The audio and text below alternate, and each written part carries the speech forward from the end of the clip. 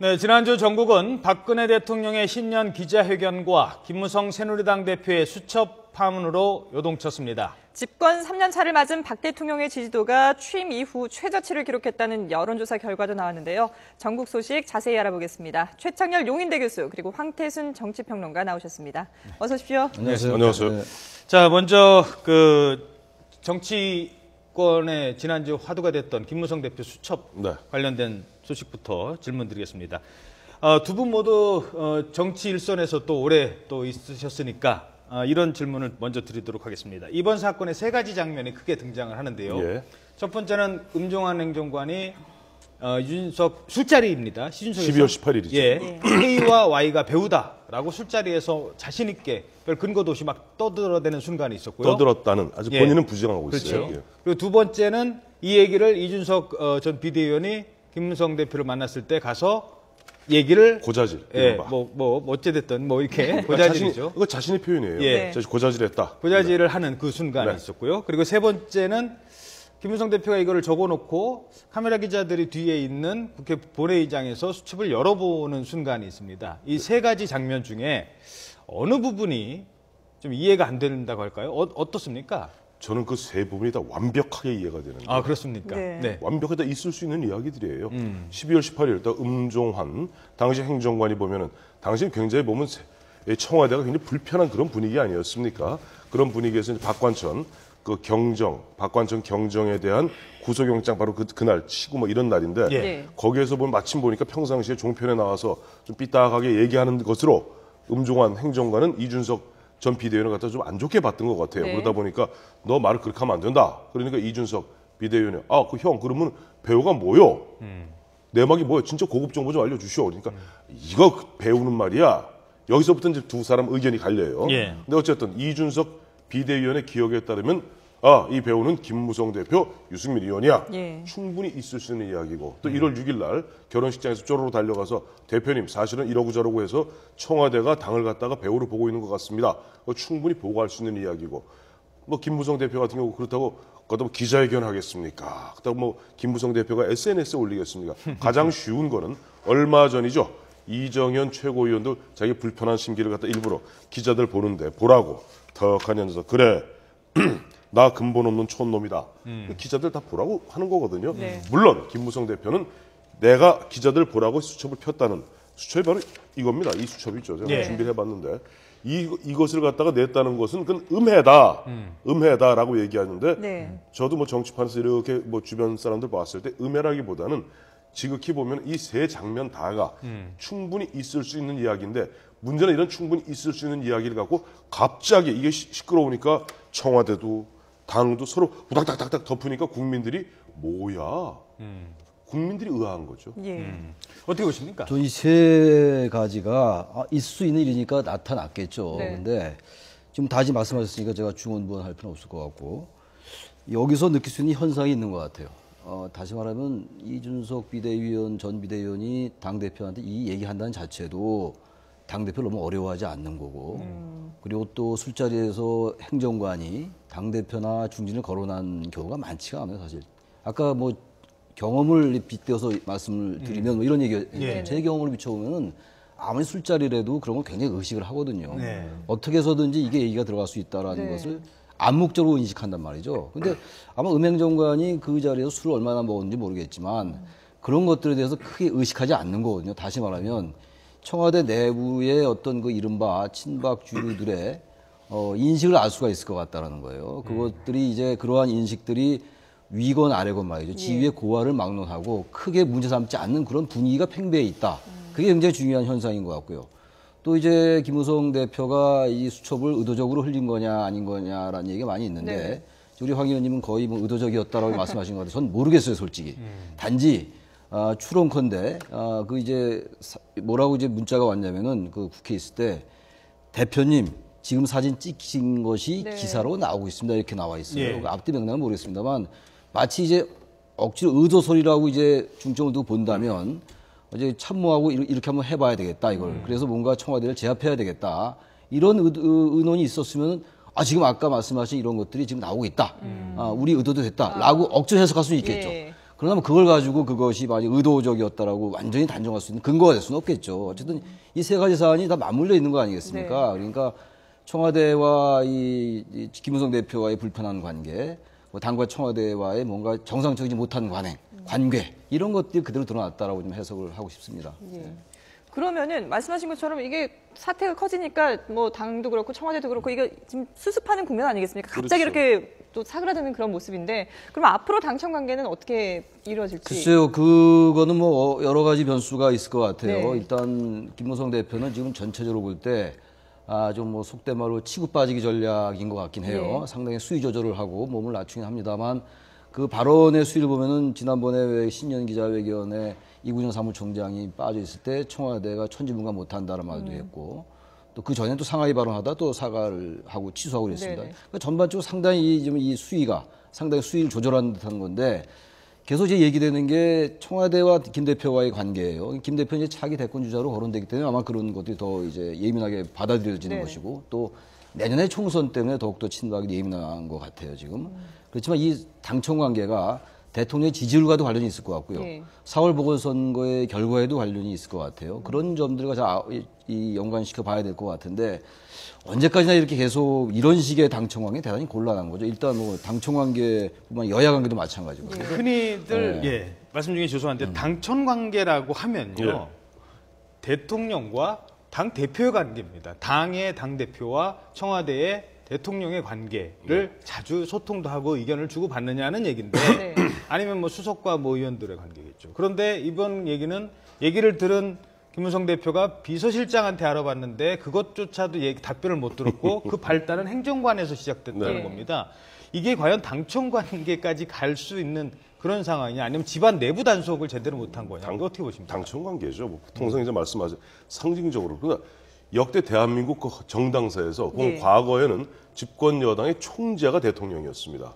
그건 철저하게 수직 관계죠. 네. 그나마 보면 이제 참여정부 이후에는 대통령은 수석 당원 격이고 당 대표를 따로 뽑습니다만 실제에 있어서는 청와대가 압도적으로 힘이 센 것만은 사실입니다. 예. 과거 참여정부도 마찬가지고 이명박 정부도 마찬가지고 현재 박근혜 정부에 와서 늘 이야기하죠. 자조적으로 집권당 의원들이 우리가 무슨 저 청와대 무슨 여의도 출장소냐? 그거는 참여정부 시절에도 있었고 MB 정부 시절에도 있었고 지금도 있어요. 네. 문제는 보면 앞서 우리 최 교수님 말씀하신 대로 일개 보면은 2급 상당의 행정관이 당 대표를 갖다가 그 어마어마한 그 사건의 배후라는 식으로 확정적으로 이야기했다는 그런 설들이 흘러나오는 뭐 이런 부분들에 있어서 또 보면 앞서 보면은 MB 정부 같은 경우 정확히 5년 전입니다만은 2010년 8월 21일 날 당청 관계가 정상화됩니다. 그 당시에는 보면 당 대표와 청와대의 어떤 관계가 아니라 박근혜 의원과 이명박 대통령의 관계가 당청 관계였어요. 그렇죠. 절대적으로 박근혜 의원이 보면 이른바 친박 계보를 한 50명 의원을 갖다가 거느리고 있었거든요. 네. 절대 캐스팅 보트를 줬는데 그때 세종시도 그래서 바뀐 거 아닙니까? 그렇죠. 예. 그게 세종시 수정안이 부결된 게 2010년 6월 29일입니다. 그때 청와대하고 박근혜 당시 의원하고 극도로 비틀어졌을 때 임태희 비서실장과 정진석 정무수석이 중간에 막 좀 역할을 하면서 8월 21일 날 청와대에서 이명박 대통령과 박근혜 의원이 회동을 하고 네. 그다음에 보면 앞으로 뭐 정권 재창출을 위해서 함께 노력하기로 했다 하면서 좀 봉합이 되고 어떻게 보면 그것이 보면 정권 재창출의 큰 바탕이 되었죠. 지금도 어떻게 보면요. 지금 청와대 입장에서는 그럴 거예요. 김무성 대표 당신이 왜 우리 말을 안 들어 하는 그런 느낌이 있을까요? 어떻게? 저 죄송한 표현입니다만 당 대표가 전화했는데 비서실장이 안 받을 수 있습니까? 네. 그리고 시기가 미묘하니까 만나기도 어렵고 전화도 하기 어렵다. 아마 미루어 짐작컨대 조윤선 정무수석이 그렇게 전달한 것 같아요. 이건 있을 수 없는 이야기가 벌어지고 있는데 일단 제가 확실히 말씀드리는 게 아무리 힘이 없는 당대표 김무성 대표를 할지라도 시간은 김무성 대표 편입니다. 이게 중요한 게 말이죠. 유승민 의원이 그 청와대에 알아보는 전화를 네. 윤전 홍보수석에게 하지 않고 안동훈 비서관에게 전화를 했어요. 근데 음정환 행정관은 홍보수석 실수관이란 말이죠. 이건 뭘 얘기하는 겁니까?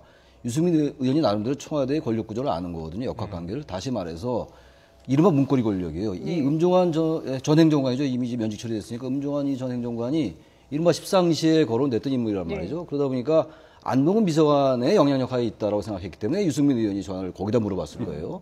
그다음에 이제 김무성 대표는 이제 조윤선 정무수석에 물어봤고 아까 우리 앵커께서 이게 무슨 이게 청와대와 당과의 관계냐 이런 네. 게. 근데 그게 바로 당청관계 맞아요. 저는 황 의원님 말씀에 동의하는 게 네. 당대표와 대통령과의 관계의 문제가 아니라 청와대의 이른바 친박 권력의 핵심들이 현재 당대표를 보는 관점의 문제들이거든요, 이게. 그렇죠. 바로 그렇기 때문에 이러한 일이 여러 가지 숨 쉴 틈 없이 그야말로 막 일어나고 있는 거거든요. 수석이 항명파동 했죠? 물론 대통령께서는 항명이 아니라고 그랬습니다만 어쨌든 항명파동은 많이들 알고 있으니까 항명이 있었죠. 조홍천 전 비서관 어쨌든 문제 인물이었죠. 네. 그다음에 음종화 전 행정관. 그야말로 이게 누가 얘기한 얘기냐면 우윤근 원내대표가 한 얘기예요. 수석과 비서관 행정관 정말 숨 쉴 틈이 없다 이런 얘기를 했다. 이런 것들이 당청 관계에 있어가지고 이런 권력 핵심의 생각이 반영이 됐기 때문에 이런 일이 자꾸 나타난다. 예. 이 부분을 어떻게든 빨리 바로잡지 않으면요 당청 관계 상당히 더 엇갈려질, 더 아주 상당히 엇박자가 날 가능성이 대단히 높다고 저는 생각합니다. 알겠습니다. 자, 그래서 대통령의 지지율이 최근에 네. 그 갤럽 조사, 한국 네. 갤럽 조사에서 많이 좀 하락했습니다. 처음으로 35% 떨어졌다고 하는데 특히 50대가 많이 좀 떨어졌다고. 아니 이번에 보면은 그래요. 지난 12월 셋째 주에 37%로 최저점을 쳤고요. 네. 그 이후에 통진나 계산 등을 통해서 사실 1월 첫째 주에는 40%로 다시 올라갔었습니다. 그런데 이번에 마침 12일 날 대통령께서 그 사이에 있었던 일이 뭐죠? 검찰 수사 결과 발표, 그다음에 대통령의 그 신년 기자회견 있고 난 다음에 화수목 해서 여론조사했더니 35% 나왔는데 앞서 말씀하신 대로 여기서 굉장히 보면 붉은 적신호가 켜진 것이 두 가지입니다. 바로 박근혜 대통령 지지의 양축이라 할 수 있는 대구 경북과 예. 또 50대입니다. 50대 민심 위반은 50대에서 잘한다 43%, 못한다 50%를 7%포인트가 못한다가 더 높습니다. 네. 또 대구 경북 같은 경우 잘한다 44%, 못한다 46%, 즉 2%포인트가 못한다 쪽이 또 높아요. 즉 50대나 대구 경북에서 처음으로 부정이 긍정을 앞서고 있습니다. 박근혜 대통령 지지의 양견인 축이었던 50대와 대구 경북에서조차도 박근혜 대통령의 이른바 40% 콘크리트 지지 버팀목이라는 그 버팀목이 무너지면서 35%로 내려갔는데 이것은 동년 대비로 따지면 과거 김영삼 36%, 김대중 50%, 노무현 27%, 이명박 47%에 비하면 역대 꼴찌에서 둘째입니다. 두 번째죠. 그러니까 박근혜 대통령의 청와대에서는 지금도 뭐 여론이라는 것이 오를 때도 있고 내릴 때도 있는 것 아니냐 하는 그런 아니한 생각으로서 이 사태를 보면 안 될 것 같습니다. 그럼 지지층이 등을 돌리는 이유는 뭘까요? 뭐 간단하죠. 신년 기자회견입니다. 네. 왜 그러냐면 신년 기자회견 때 그 야당이 제기했던 이른바 문고리 3인방의 그 이제 진퇴 교체. 문제, 교체 문제, 김무신 실장 교체 문제 이런 네. 것들이 아주 일축됐단 말이죠. 그리고 그 부분은 사실 야당뿐만이 아니라 여야 막론하고 어쨌든 간에 청와대 인적 개편이 필요하다. 그리고 인적 개편의 중심에는 김기주 실장과 문고리 3인방이다. 이른바 문고리 네. 3인방이다라는 게 일반적인 인식이었는데 대통령이 그러한 일반적인 시민사회 여론과 아주 생각이 다른 그런 인식을 보였기 때문에 전 그 원인이 됐기 때문에 바로 그러면 TK 경북 50대에서 긍정보다 부정이 많이 나왔다는 것이고 바로 이것이 당청 간의 관계에 영향을 준다고 보고요. 이 당청 간의 관계가 다시 또 지지율에 영향을 주고 이런 식으로 계속 가는 거기 때문에 그렇게 아니라 할 때는 아니다 그야말로. 그리고 또 하나 문제는 당청 아까 우리 앵커들께서 말씀하신 게 이 당청 관계를 계속 말씀하시는데 네. 당대표와 대통령 간의 소통이 이렇게 해서는 절대로 안 됩니다. 그래서 김영삼 정부 때 그 당대표와 대통령이 매주 주례회동을 가졌어요. 물론 그 이후에 이제 다 없어졌습니다만 그런 것들을 한번 부활하는 것도 굉장히 좋을 것 같아요. 예. 자, 한 30초 정도만 시간 드리겠습니다. 김무성 대표를 혹시 만난다면 어떤 조언을 해주시겠습니까? 지금 김무성 대표는 어떤 행보를 이어갈까요? 지금 말씀해 주십시오. 계속 밖으로 돌죠? 현장을, 예. 지금 현장으로 같은 아웃복싱, 몸을 잔뜩 낮추고 아웃복싱 하는 거 계속하십시오. 이른바 포수인치 시나마입니다. 지금 당장 그렇다고 뭐 청와대가 뭐 불만이라고 청와대 맞서는 순간 김무성 대표 당신의 미래는 없습니다. 지금같이 철저하게 몸을 낮추고 민생 홍보하면서 아웃복싱 계속 하십시오. 시간은 김무성 대표 편이니까. 아까 제가 그랬죠. 시간은 떠오르는 어차피 박근혜 대통령은 임기 3년 남은 거고요. 네. 앞으로 나머지 가능성들이 있지 않습니까? 그 시간은 김무성 대표를 포함한 차기 대권 후보 편입니다. 네. 최 교수님. 뭐 정치공학적으로 일리가 있는 말씀인데 그것보다 더 전 중요하고 본질적인 문제가 당대표가 하고 싶은 얘기를 해야 된다고 저는 생각을 합니다. 그래서 청와대가 각이 쓰더라도 그것이 정말 국민 여론을 보고 간다면 그게 전 장기적으로 볼 때 김 대표에게 유리할 수 있다. 그래서 뭔가 아웃복스로서 몸을 낮추는 건 좋으나 정치 전략적으로 정치공학적으로 역시 더 중요한 문제는 할 말을 하는 거, 여론을 전달하는 그것이 김 대표의 앞날에 좀 도움이 된다 이렇게 생각합니다. 알겠습니다. 네, 알겠습니다. 네, 지금까지 최창렬 용인대 교수 그리고 황태순 정치평론가와 함께 전국 알아봤습니다. 고맙습니다. 네, 수고하셨습니다.